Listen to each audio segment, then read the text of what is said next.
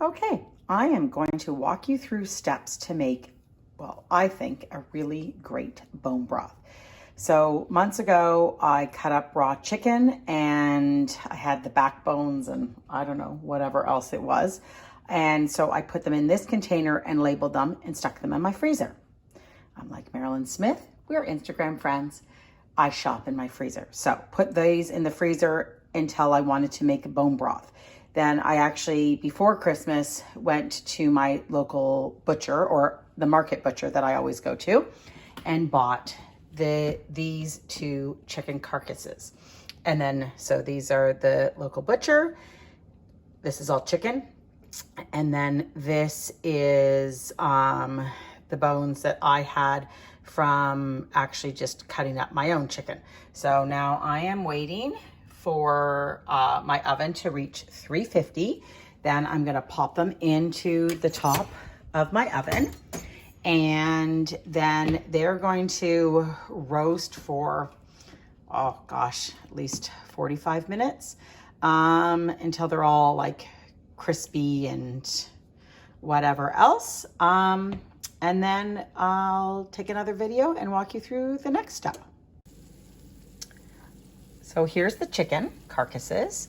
I flipped them over. I flipped the actual carcasses over once, and I actually let them cook for about an hour. And then all of this fatty, oily, caramely bit, I'm gonna actually put into my slow cooker with some thyme, celery that looks a bit off, which nobody's gonna eat. So I'm gonna just throw it into the slow cooker, some carrots and this bunch of parsley and some vinegar.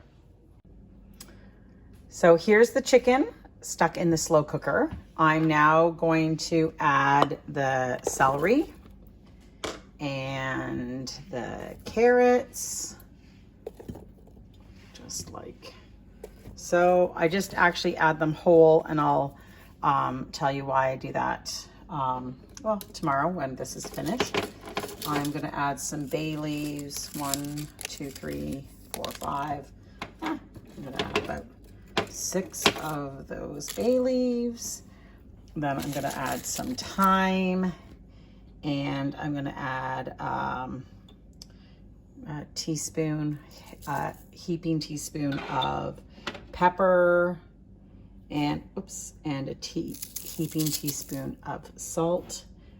And then here is actually my vinegar made from Booch Organics or kombucha. I'm a Boochie. So I actually love the Booch that Shannon and her team make.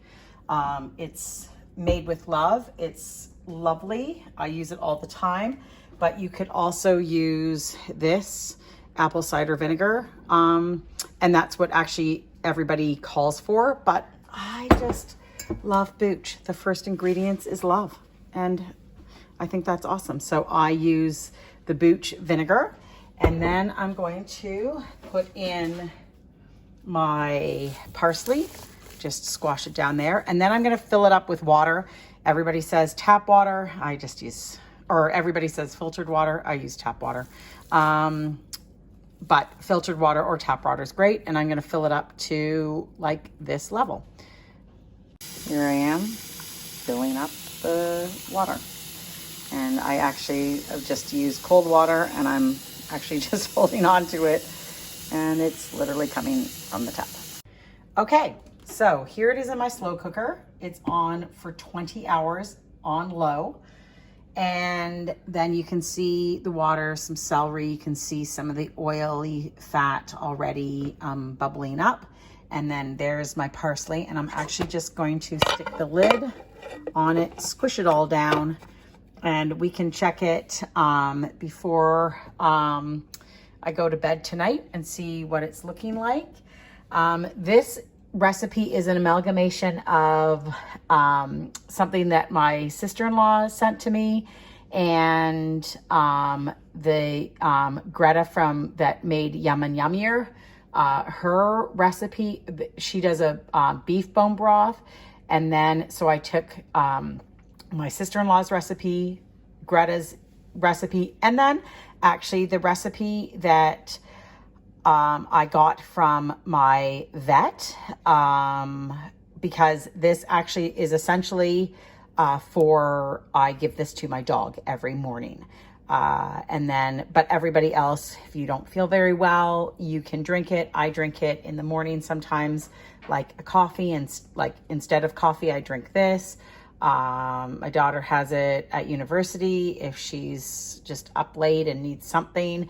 The properties of bone broth is so beneficial. It's fantastic. So you'll have to download that or Google it and see all the benefits of it and make up your own recipe. But basically this is the recipe I have. And the reason why I do all sort of amalgamation of all three, and I actually leave onion out because onion isn't good for the dogs. And so that's everyone calls for onion except for this bone broth that I make, because my dog shouldn't have onion. So here we are. So it's going to be on for 20 hours, and then I will put it on for another 2 hours after that, and then she'll be done. So we'll check back later. Okay, here we are. And this is what this looks like now. I'm gonna just stir it about and then put it back on and actually put on more hours that it should cook. So then it will be almost 24 hours. It's got another 9 hours to go, but oh, this is what it looks like. And it smells delicious.